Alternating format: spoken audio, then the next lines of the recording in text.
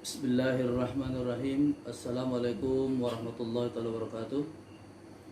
A'udzu billahi minasyaitonir rajim. Bismillahirrahmanirrahim. Alhamdulillahirabbil alamin wassalatu wassalamu ala asyrafil anbiya'i wal mursalin wa ala alihi ajmain. Amma ba'd. Rabbi shrah li sadri wa yassir li amri wa hlul 'uqdatam min lisani yafqahu qawli. Rabbana ya Allah zidna ilman nafi'a warzuqna fahma wa sa'ir rahmatika ya arhamar rahimin. Anak-anakku sekalian, harapan bangsa, harapan negara, dan harapan agama Islam, terutama harapan orang tua kita masing-masing. Kembali kita bersyukur kepada Allah Subhanahu wa taala karena berkat rahmat, taufik, hidayahnya, mudah-mudahan kita dapat bertemu di hari ini.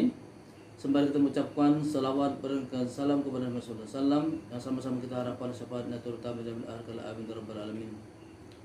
Anak-anakku sekalian, Ustadz tetap senantiasa mengingatkan kita agar kiranya mematuhi protokol kesehatan, yakni senantiasa memakai masker ketika keluar rumah, senantiasa mencuci tangan, menutup mulut dan jaga jarak, dan menjauhi kerumunan.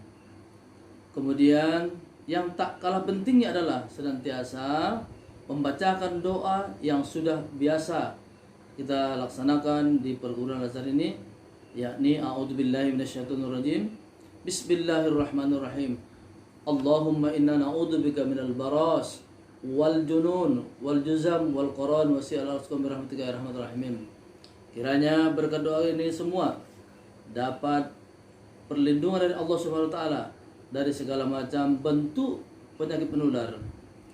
Anak-anakku sekalian, adapun yang merupakan tema pembelajaran kita di pertemuan yang kelima ini, yaitu tentang bagaimana cara orang Arab atau masyarakat Arab ketika melangsungkan pernikahan atau perkawinan.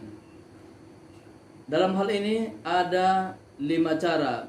Yang pertama, secara spontan dia melaksanakan pernikahan itu, menawarkan dirinya kepada lelaki atau perempuan menawarkan dirinya kepada lelaki. Kemudian yang kedua, pernikahan istibda. Kemudian yang ketiga, pernikahan yaitu yang berbentuk poliandri. Artinya menikah atau kawin dengan minimal 10 orang. Artinya laki-laki yang menikahi dia lebih kurang 10 orang. Kemudian yang berikutnya yaitu pernikahan poligami. Nah, ini juga tidak terbatas. Poligami ini berapa istrinya tidak ada batasannya. Yang terakhir adalah pernikahan dengan melecurkan dirinya terhadap laki-laki yang berada di sekitarnya.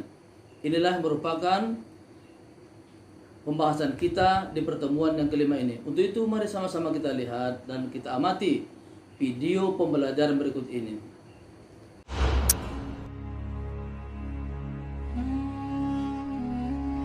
Sobat muda, selain mengokohkan bangunan tauhid, Islam juga hadir menyempurnakan ajaran-ajaran umat sebelumnya sekaligus menghapus tradisi-tradisi buruk mereka.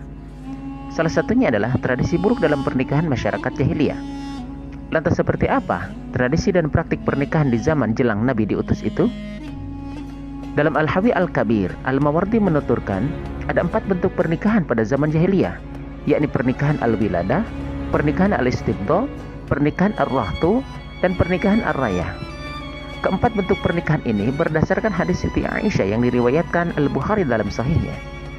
Annan nikah fil jahiliyah kana ala arba'ati anha'in, fa nikahun minha nikahun nas al-yaum. Artinya, pernikahan pada zaman jahiliyah ada 4 bentuk. Satu bentuk diantaranya adalah pernikahan seperti orang-orang sekarang. Pertama, pernikahan al-wiladah. Dalam pernikahan ini seorang laki-laki atau seorang pemuda datang kepada orang tua sang gadis untuk melamarnya. Kemudian ia menikahinya disertai dengan mahar. Ini merupakan pernikahan yang dibenarkan karena bertujuan untuk mendapatkan keturunan. Dan pernikahan ini pula yang pernah disebutkan Rasulullah SAW dalam salah satu hadisnya, "Aku dilahirkan dari sebuah pernikahan yang dibenarkan, bukan dari perzinahan."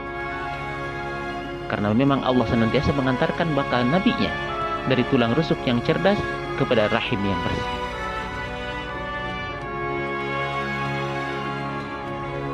Kedua, pernikahan al-istibdo. Dalam pernikahan ini seorang suami meminta istrinya pergi kepada laki-laki terpandang dan meminta dicampurinya. Setelah itu, si suami menjauhinya dan tidak menyentuhnya lagi hingga terlihat hamil oleh laki-laki tersebut. Hal itu dilakukan semata menginginkan keturunan bagus sesuai yang diharapkannya. Ketiga, pernikahan ar-rahtu. Dalam pernikahan ini, sekelompok laki-laki kurang dari 10 orang bersama-sama menikahi satu orang perempuan dan mencampurinya.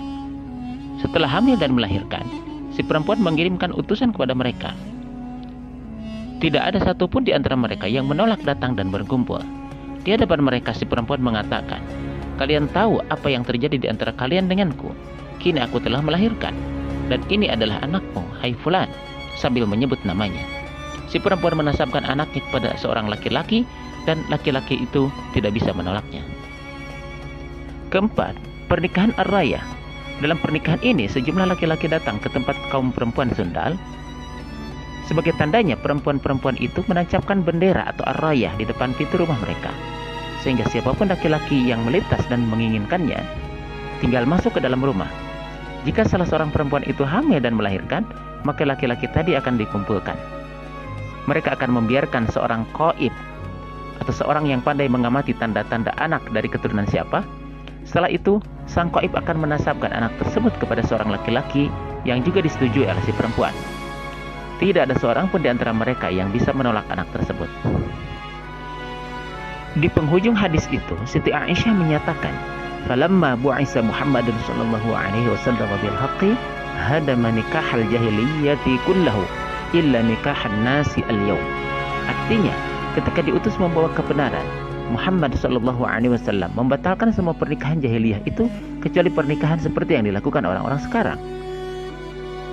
3 bentuk terakhir dari pernikahan di atas kemudian diharamkan dalam syariat Islam.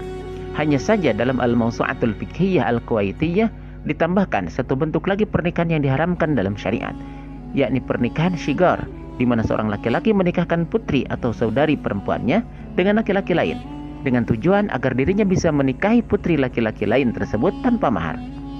Demikianlah bentuk-bentuk pernikahan pada zaman jahiliyah. Semoga menjadi pelajaran bagi kita semua, sekaligus bisa menjauhi praktik-praktik pernikahan ala jahiliyah yang telah diharamkan syariat.